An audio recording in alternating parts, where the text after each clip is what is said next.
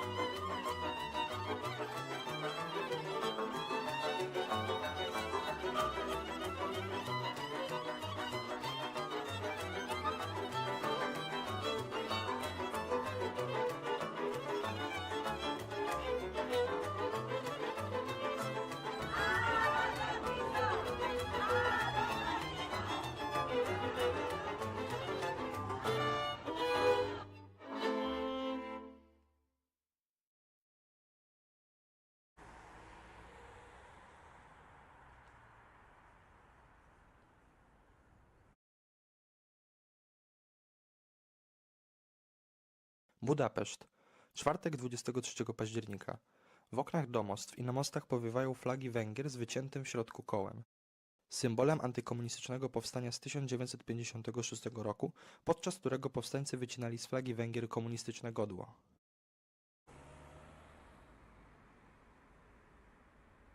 Rankiem w stolicy Węgier panuje atmosfera pozornego spokoju. Wiadomo bowiem, że wkrótce przez miasto przetoczą się tłumy uczestników wieców politycznych organizowanych przez kluczowych aktorów tamtejszej sceny politycznej. Tak, podobnie jak 11 listopada w Polsce, 23 października na Węgrzech nie jest wolny od bieżących wątków politycznych.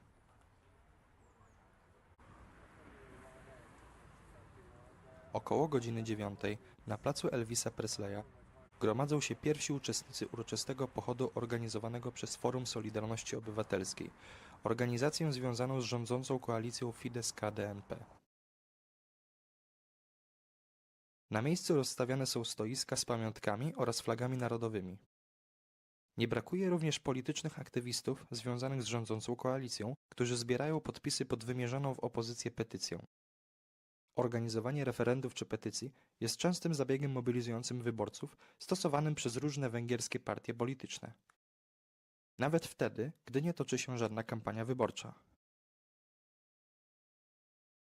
Na miejscu obecni są również seklerowie, etniczni Węgrzy mieszkający do dziś w oderwanym od kraju od ponad 100 lat Siedmiogrodzie, należącym obecnie do Rumunii. Z czasem na miejscu pojawia się coraz to więcej uczestników nadchodzącego pochodu.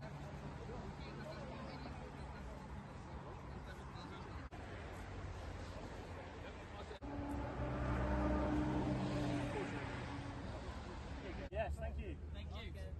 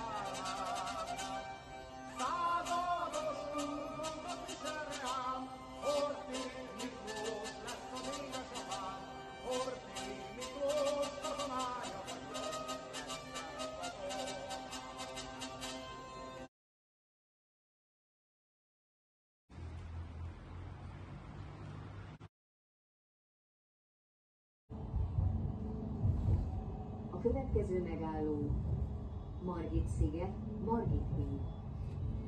Az ajtók a bal oldalon nyílnak.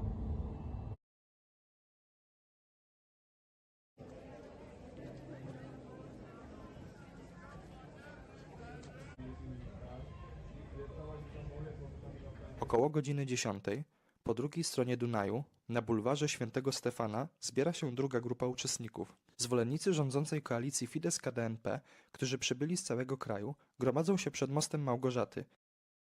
Wielu z nich ma przy sobie polityczne transparenty, a także tablice z nazwami miejscowości, z których przybyli. Panuje atmosfera jedności i solidarności w ramach środowiska politycznego, które wszyscy obecni na miejscu szczerze popierają. Uczestnicy skandują patriotyczne slogany i śpiewają patriotyczne pieśni.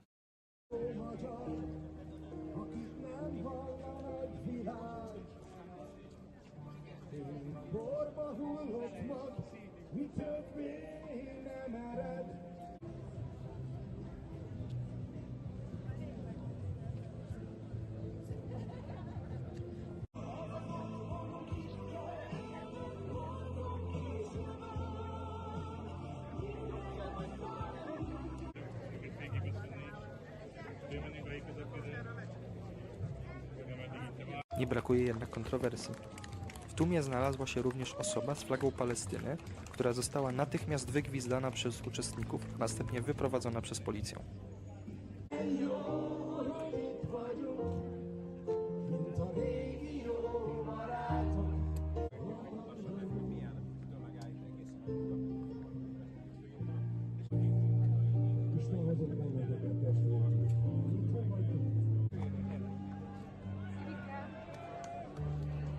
Około godziny 11 zgromadzeni przy placu Elvisa Presleya ludzie ruszają w stronę drugiej grupy przez most Małgorzaty.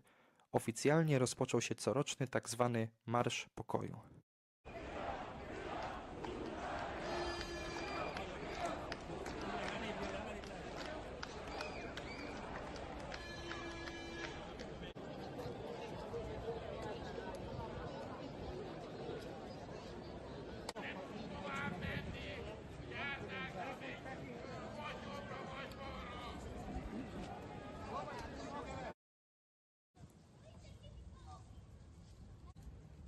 Obie grupy zamierzają ruszyć na wschód miasta w stronę Placu Zachodniego, gdzie mają zawrócić i inną ulicą, ulicą Konstytucyjną, dostać się przed parlament Węgier na placu Lajosza Kossuta, bohatera rewolucji 1848 roku z czasów Europejskiej Wiosny Ludów.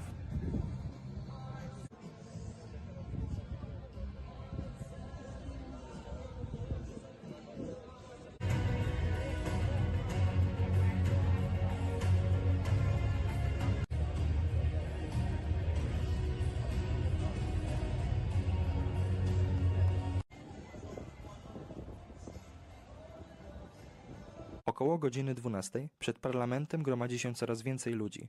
Uczestnicy wiecu docierają na miejsce z różnych kierunków.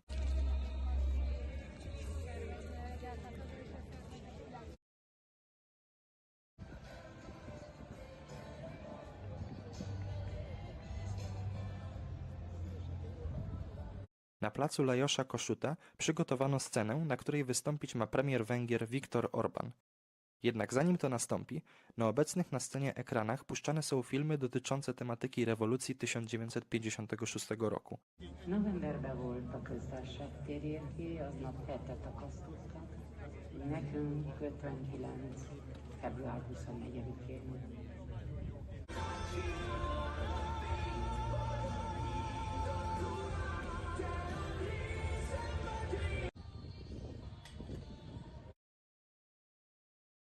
Jak wynika z powiecowej analizy dokonanej przez socjolog André Szabo i jej studentów, wiec rządzącej koalicji Fidesz-KDNP zgromadził ponad 90 000 uczestników. Jednak konkurencyjny marsz największej partii opozycyjnej, antysystemowej Partii Szacunku i Wolności, miał zgromadzić niemal dwukrotnie więcej osób, bo około 170 000.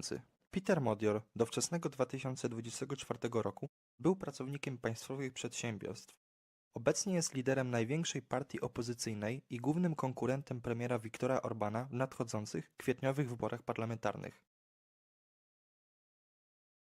Przywódca postanowił rzucić wyzwanie wiecowi Fideszu i zorganizował konkurencyjne wydarzenie, którego trasa rozpoczęła się na placu premiera Ferenca Deeka. Około godziny 14 budapesztańskie metro jest zatłoczone. Na stacjach pierwszej linii metra, bliskich placowi bohaterów, celowi wiecu Petera Modiora, wagony były wypełnione pasażerami. Największe tłumy były jednak w tunelach na placu Wrosz-Martiego, druga linia metra, oraz na placu premiera Ferenca Deka, przysiadkowa stacja metra. To właśnie przy tej drugiej stacji, o godzinie 14, rozpocząć miał się wiec Petera Modiora. Tunel metra imienia premiera Ferenca Deka był wypełniony ludźmi zmierzającymi na nadchodzący wiec partii TISA.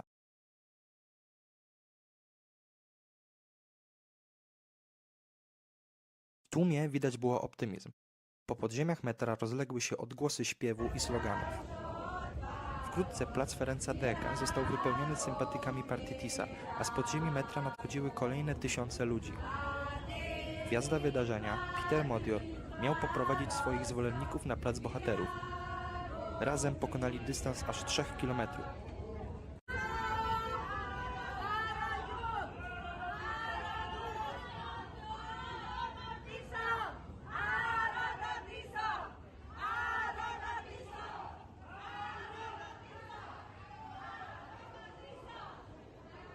W miejscu docelowym lider wygłosił swoje przemówienie. Jak donosi Radio Wolna Europa, w swoim wystąpieniu Peter Modior oskarżył premiera Orbana o odbudowę w kraju systemu jednopartyjnego. Wytknął szefowi węgierskiego rządu hipokryzję, nazywając go lojalnym sojusznikiem Kremla i jednocześnie przypominając jego twardą postawę wobec Moskwy z lat 80., w tym domaganie się wycofania sowieckich wojsk z Węgier. Mimo iż dzień 23 października ogłoszono wcześniej jako końcową datę referendum Głos Narodu, podczas wiecu nie ogłoszono jego wyników.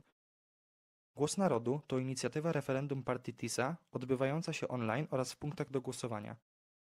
Dotyczyła m.in. obniżek podatku PIT dla najmniej zarabiających, podwyżki emerytur i świadczeń rodzinnych oraz wszczęcia dochodzenia w sprawie wykorzystywania nieletnich. Dopiero 4 dni po święcie narodowym, 27 października, polityk poinformował o przedłużeniu referendum do 4 listopada.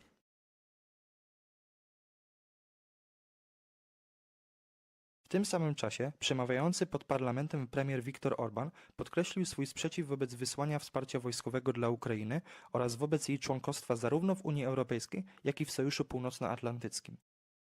Premier w ostrych słowach zaatakował samych zwolenników opozycji, mówiąc, że popierając zmianę rządu, popierają w rzeczywistości wojnę, niezależnie czy robią to świadomie, czy nie. Ostra retoryka wobec Ukrainy i sprzeciw wobec jej członkostwa zarówno w Unii Europejskiej, jak i w NATO jest jednym z kluczowych elementów obecnej retoryki rządzącej koalicji.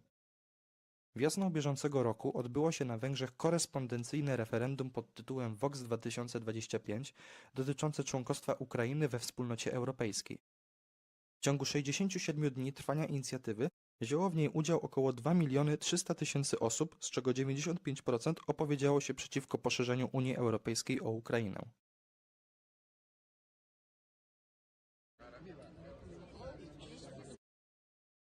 O godzinie 15 rozpoczęła się trzecia w stolicy manifestacja polityczna.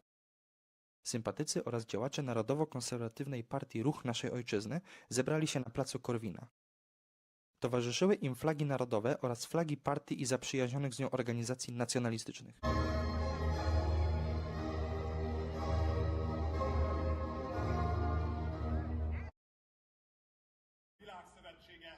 Przy akompaniamencie patriotycznej muzyki poszczególni politycy partii zabierali głos na scenie.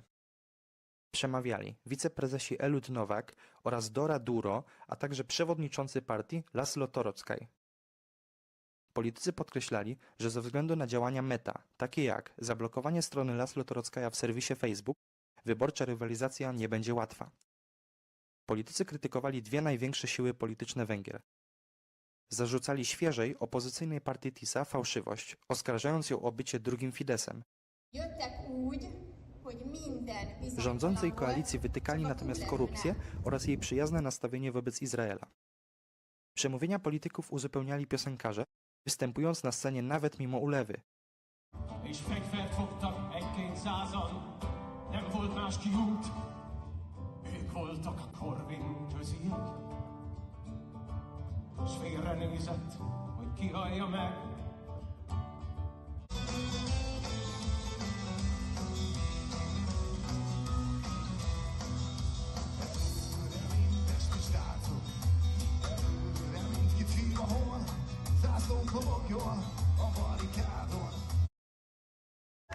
Kettesből Halászné Hunyadi Gyöngyi, a hármasból Jozó Tamás, a négyes Na sam koniec wydarzenia na scenę weszli świeżo ogłoszeni kandydaci partii, którzy w przyszłorocznych wyborach parlamentarnych wystartują w 106 jednomandatowych okręgach wyborczych, po jednym kandydacie w każdym okręgu, mierząc się w nich z konkurencją.